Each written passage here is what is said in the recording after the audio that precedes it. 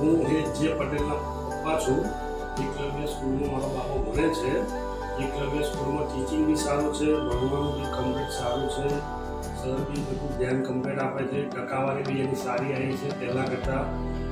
ભણવામાં બી થોડો પાછો હતો, અત્યારે સાહેબે એની ઉપર ફૂલ ફોકસિંગ કરી અને ભણતર બી એનું સારું કર્યું છે. ટીચિંગ બહુ ફર્સ્ટ ક્લાસ છે અને રહેવા પીવાનું ખાવાનું બહુ સારામાં સારું છે. એકલવ્ય ફેમિલી જેવું છે અમારે માટે.